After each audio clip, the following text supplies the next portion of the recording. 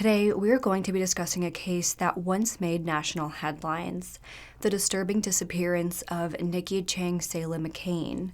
For months, the case sat without any new information, but finally, there has been a massive update, and the family can look forward to justice finally being served. After all the information came to light, it appears that the very man who vowed to love and protect Nikki is the one responsible for so much pain and hurt. And when Nikki decided to use her voice to fight for justice, it may have cost her everything. Nikki Cheng Saelee was originally born in Thailand along her three sisters before the family relocated to Washington State, then eventually to Redding, California. Nikki was known as a goofy, light-hearted girl who loved to laugh and joke around with everyone around her. She was tough and loyal and was known as having the strongest personality out of all of her sisters. She was the kind of person who truly saw the best in everyone and was very forgiving towards those around her. She truly could find the positive in almost everyone, even those with the worst intentions. Now, when Nikki was in her mid-20s, she was working with her sister as a cocktail waitress at the Wind River Resort and Casino in Redding. This is where she met Tyler McCain, who also worked at the casino in the slots department. Tyler was described by those who knew him as being a bit shy and reserved, but once you got talking to him, he could be quite flirty and charming. It seems that this is what drew Nikki to him. Before long, the two started a relationship, and by 2010, they were married. They then decided to settle down in a home located in Happy Valley, just outside of the Rancheria Reservation. During that time, they went on to have 4 children, 3 daughters and 1 son. According to those who knew the family, Nikki's children were her whole world. Now, before 2020, Tyler started work as a spa manager while Nikki stayed home to take care of her children. But after the COVID pandemic hit, Tyler lost his job, leading to him staying at home with Nikki and the children. This new transition in life is not something that Tyler seemed to take well. He became very closed off and stopped wanting to spend time with his family. He would start spending hours upon hours in the garage where Nikki thought that Tyler may have been doing drugs. Obviously, this was not a good situation for anyone, but Nikki tried her best to keep her family together. She confronted Tyler about his possible drug use and asked him time and time again to just come back and be a part of the family. All this did, though, was cause arguments. Tyler was not having any of it, and as time passed, he just became angrier and more aggressive. According to family members, these arguments quickly escalated to screaming matches, which then started to escalate to physical altercations. According to neighbors, they once witnessed a situation where Nikki was running barefoot out of her home, yelling and screaming for help. According to the neighbors, she seemed scared for her life and clearly had been hurt. She had bruises and cuts all over her face and arms. So, as I'm telling you about these situations escalating to this point, Nikki hadn't really been able to see her family. Due to the COVID restrictions, she was limited pretty much only to phone calls with her family. She hardly got to see anyone outside of her own household, so that meant that Tyler was almost always around. Even if she wanted to tell anybody about what was going on, she really wasn't able to because Tyler was always there, and she wasn't ever able to leave her home to see her family and friends without him right there. But as things started loosening up with COVID and she was finally able to start seeing her family in person, Nikki was able to tell them about what was going on. She started talking about all of the physical altercations that had been happening. She told them how Tyler was physically berating her. She mentioned that police had gotten involved in multiple of these fights, but that no serious charges have stuck because at the end of the day, all Nikki wanted was for things to go back to how they used to be. She wanted her old life back with Tyler and her 4 beautiful children. She was hopeful that with COVID restrictions loosening and things were going back to normal, that Tyler would go back to his old ways and that they could get their lives back on track. From there, though, the arguments and altercations continued.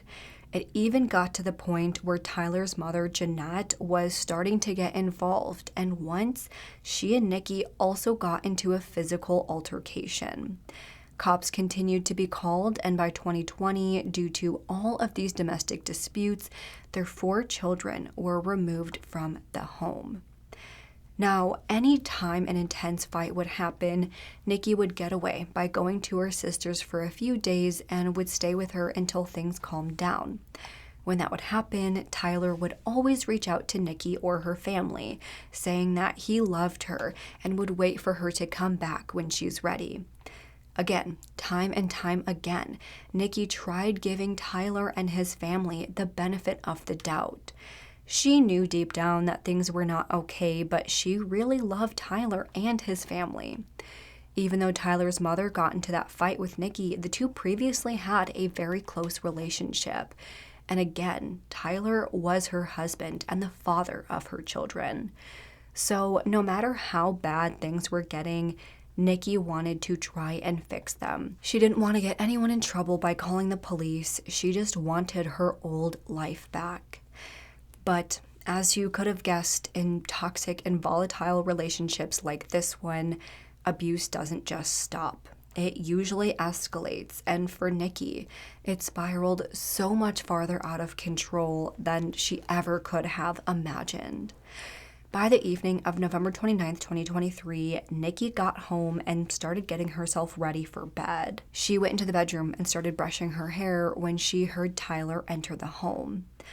Right away, she could tell that he was agitated and was in a very strange mood.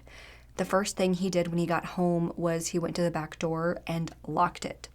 He then entered the bedroom, looking disheveled with a crazed, terrifying look in his eyes.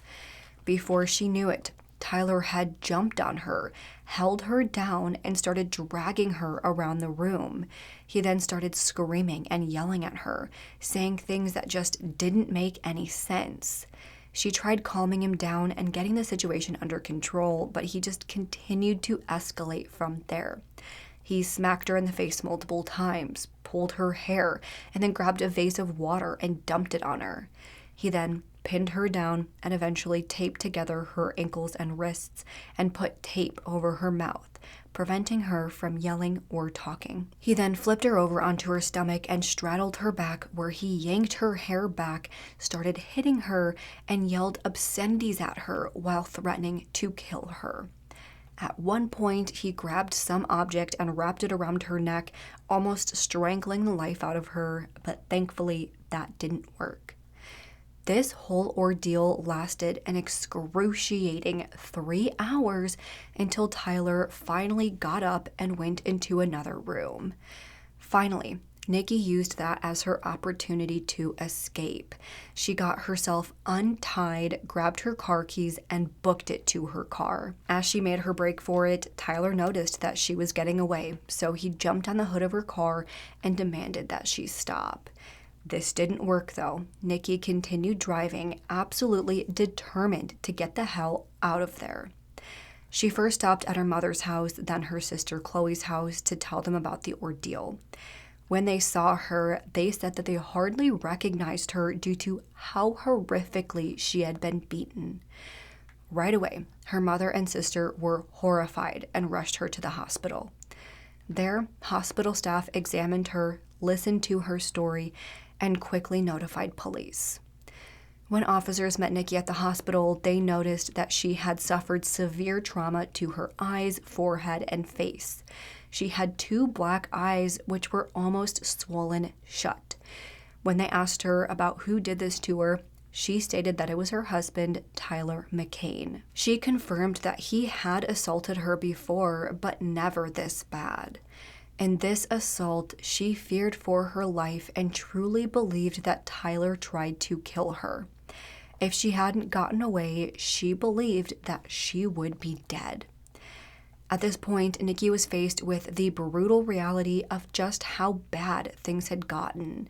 There was no going back to her old life, no getting the old Tyler back.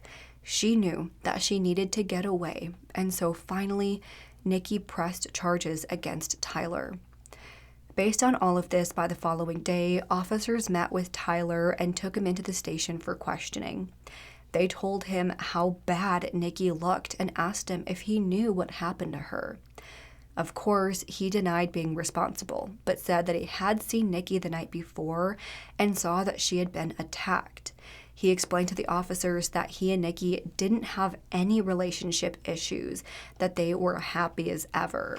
The two had never been involved in any physical altercations. He would have never laid a hand on his wife. He went on to say that he believes that Nikki had actually gotten into a physical altercation with another woman. He didn't see it happen, but he had his suspicions that Nikki had actually been cheating on him with this other woman.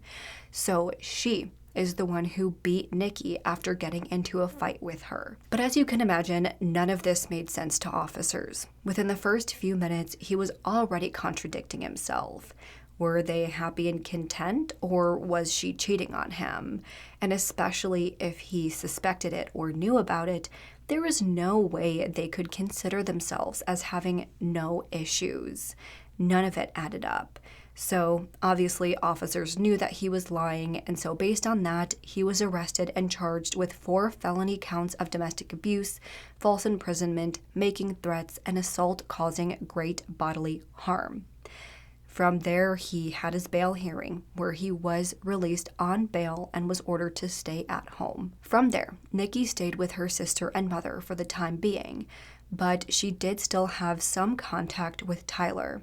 He would ask her for rides, which she sometimes gave him. Through this, he was constantly asking her to drop the charges against him, but she refused, which of course continued to enrage him. Then, at some point, she did ultimately move back into the home with Tyler, but she still refused to drop the charges. By May 7, 2024, Tyler had his plea hearing where he pleaded not guilty to his charges. The trial was then scheduled for June 3rd, where his punishment would be decided. Around that time, Nikki started telling family and friends that she was done with Tyler.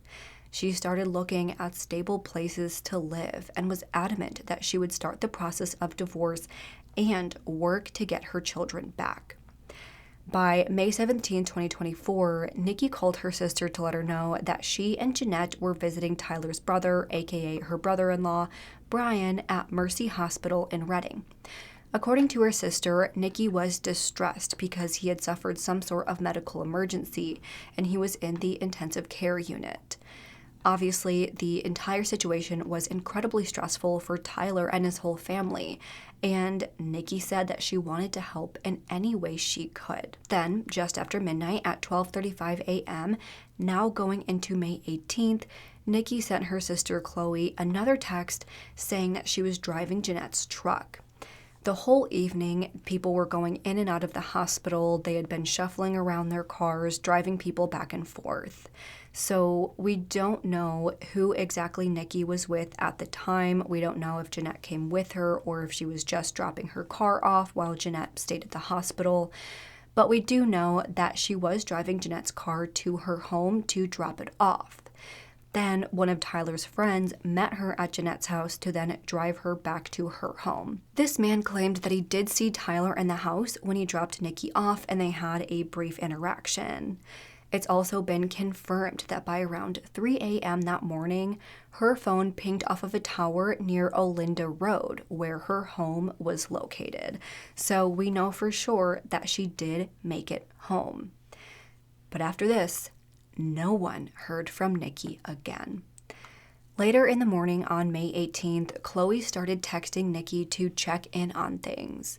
She asked how Brian was doing, asked how she was doing. But still, Nikki didn't respond. That same day, Chloe realized that Nikki's daughter needed her soccer jersey for a game. She felt that it could have ended up at Jeanette's house because the kids would often visit her there, so Chloe sent her fiancé over to Jeanette's to ask for the jersey. When he got there, he spoke with Jeanette, who said that she hadn't seen Nikki that day and wasn't sure where she was either. At that point, though, neither of Nikki's sisters, Chloe or Kay, were all that concerned. It wasn't all that uncommon that Nikki may have gone a day or two without texting them.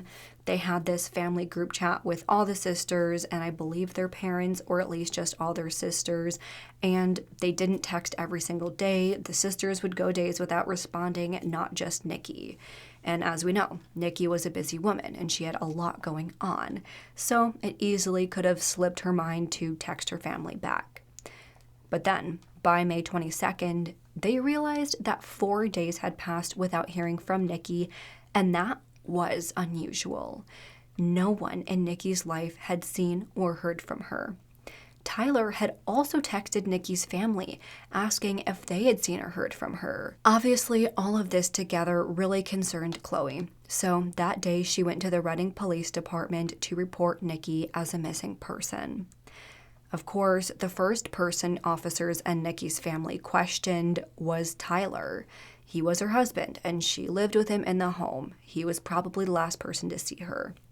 He ended up saying that the last time he saw Nikki was 4 days prior in the early morning hours of May 18th. He said that the two of them were at home when they got into an argument, which resulted in Nikki leaving the home.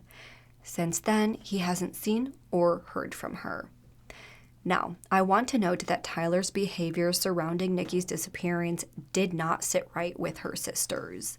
First, they noted that any time her and Tyler would fight, she would leave the home, but she would go straight to them, her family.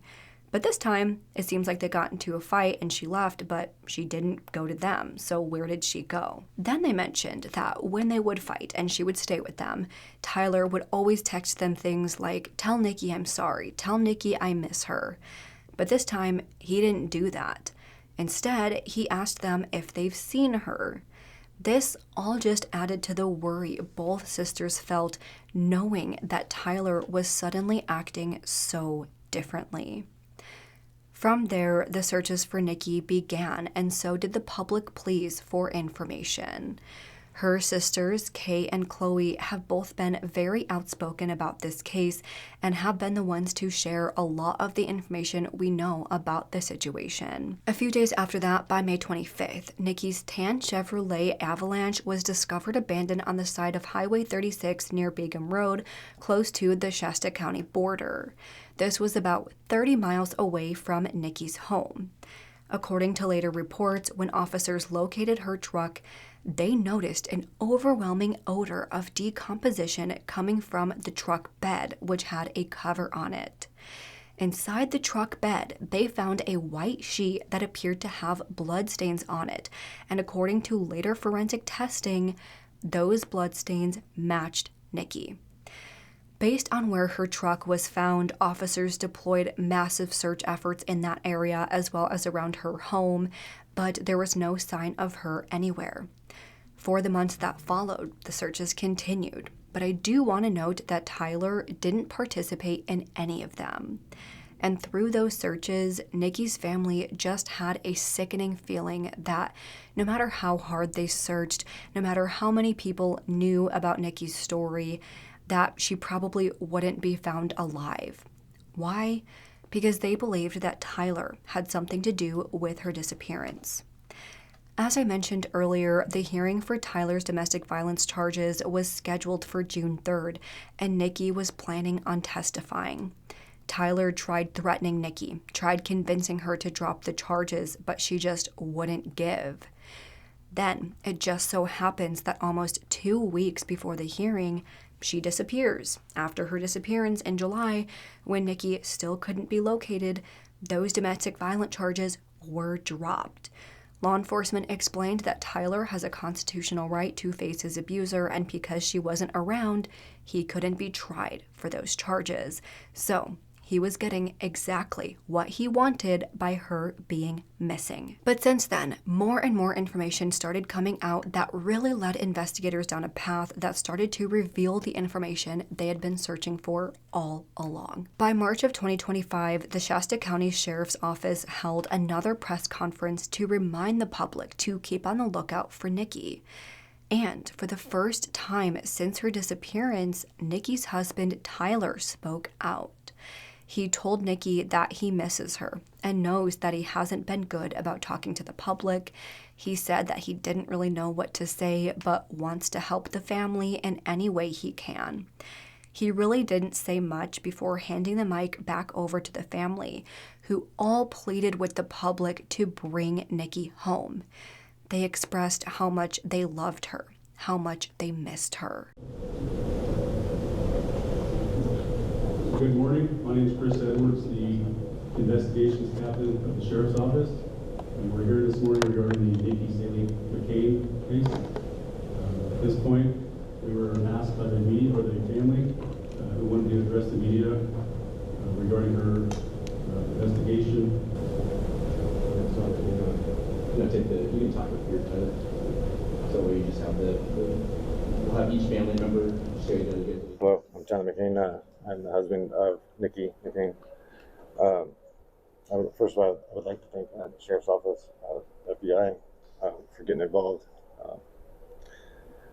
Any efforts that that might help bring my wife home, safely.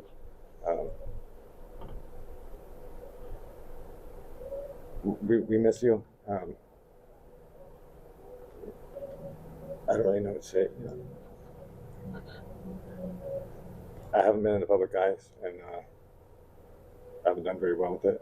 I apologize to everyone, especially my children, my wife's family, mine as well.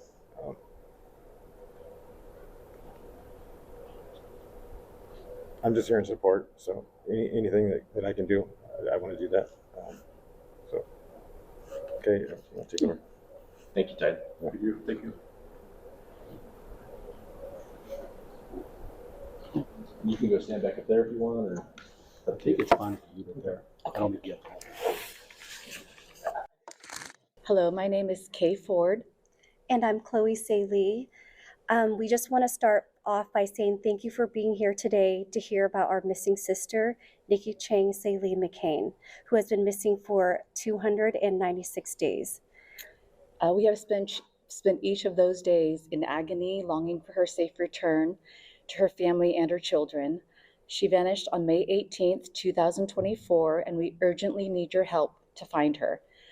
We are pleading with anyone with information to come forward. This is a call to action to bring our sister home. Nikki, you are missed every single day. We wonder if you're at peace. Your absence leaves a void that can't be filled, and we want to bring you home. You are loved beyond measure, and we will keep searching for you until you're back in our arms.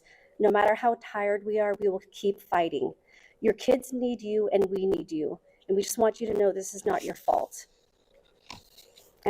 For almost a year, we've been searching for our sister and for a major break in the case that will help us find her. We miss her desperately, and we will never give up. But we need your help. If you have seen anything, heard anything, or know anything, no matter how small or insignificant it may seem, please come forward. Any piece of information could be the key to bringing our sister home. Our mission is clear. We must bring Nikki home.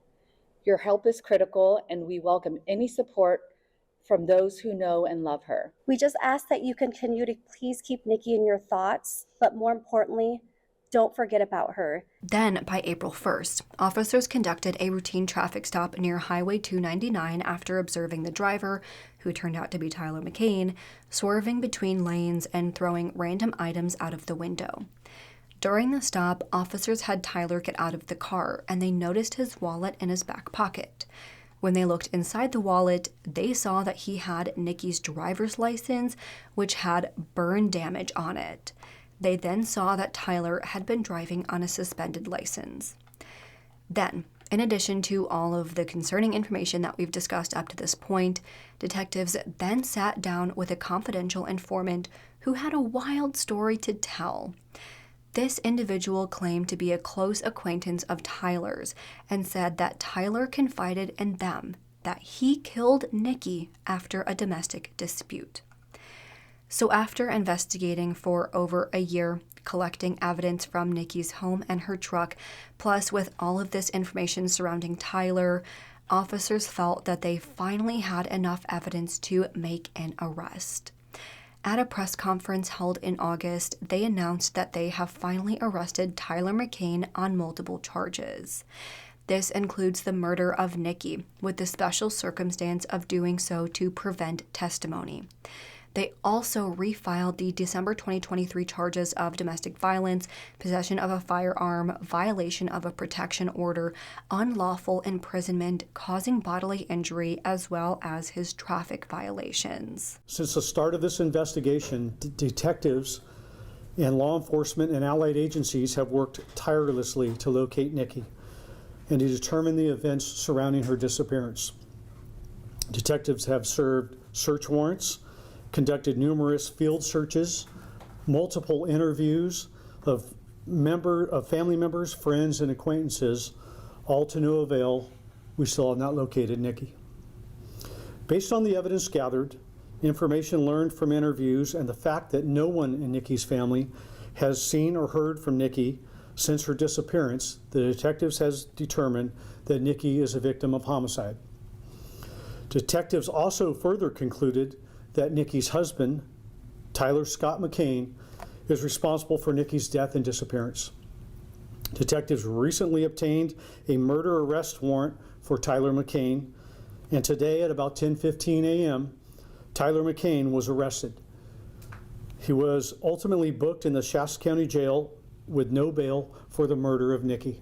And then finally, while today marks a significant triumph in justice and holding a suspect to answer for the loss of human life, for Nikki's family, it's just partial closure. It's only one step in the process. Nikki is still not home. Nikki is still out there somewhere, and we want her back. And if you're watching and you have information and you know where she is, please come forward. Please bring that information forward now that this case is at the point that it is, and provide some relief for Nikki's family and help end their agonizing pain and search and let them lay her to rest. At this point, investigators do believe that Nikki is dead and that Tyler killed her. The motive? They believe that Nikki was killed to prevent her from testifying. Tyler hoped for a shorter or non-existent prison sentence. He knew that without Nikki there to testify, the charges would either be dropped or he wouldn't be convicted because there wasn't enough evidence. Instead of just looking at himself and what he was doing to the woman he claimed to love, the mother of his children, and taking accountability for it, he ended a life. Instead of accepting that he needed help in managing his alleged drug use and his anger problems, he took a mother away from her children. And that is what this case comes down to. Nikki's family is left absolutely heartbroken and disgusted with Tyler's actions. Kay has come out and said, quote, "To think her life was just worth so little to him that he felt entitled to kill her because he wanted to avoid a little bit of jail time. It's just disgusting." Continuing, "This is someone who has children, who is a part of our family. It's unimaginable to think that someone we knew could not only be capable of something like this, but could also be so cold about it. Clearly, we never knew him at all. The person we saw was just a facade." So, of course, the family is grateful that they're one step closer to getting justice, but they're devastated that they have to accept that their sister is most likely gone, that 4 children have lost their mother and now their father. All because he couldn't control his temper. He let things get so far out of control that he viciously tormented and hurt and abused her, and felt so entitled that he couldn't handle the possibility of Nikki testifying to what he did. But as of right now, that is where the case sits. Because the arrest was so recent, we don't have any further details of when a hearing or trial will take place. But with that being said, investigators have yet to find Nikki's body, so the hope is that she can be recovered at some point before a trial. Of course, Tyler still can be tried and convicted without a body just based on the evidence that they found, but it will be much easier to secure a murder conviction if they do have a body. So the investigation isn't even close to finished yet. But for now, that is all of the information we have on today's case. With any case as recent and ongoing as this one, I will do my best to keep you all up to date on anything that comes out in the next few months. If this case does go to trial, I imagine that we'll find out a lot more detailed information about the case. So if that happens, I will be sure to share that with you all. For now, we can at least rest assured that Tyler is no longer out there to hurt someone else, and hopefully he will have to accept responsibility for what he did. Hopefully, instead of a slap on the wrist for domestic violence charges, he will spend a lifetime behind bars. But you all heard what I think, and now I want to hear from you all. Do you think Tyler is responsible? If so, do you think there's currently enough evidence to get a conviction? Or do you think that they need to find her body? Let's discuss this and any other thoughts you have in the comments below. If you liked this video, please make sure to go ahead and leave this video a thumbs up and subscribe to my channel. I put out new true crime and mystery videos every single week. Don't forget to turn that notification bell on so you don't miss out on any of my future videos. Make sure you follow me on Twitter, Instagram, Facebook, and Spotify. All will be linked down below. And if you have any case suggestions, please make sure to fill out the Google form, which is also listed down below. With that, I hope you guys have an amazing week. Stay safe, stay healthy, and I hope to see you next time. Bye.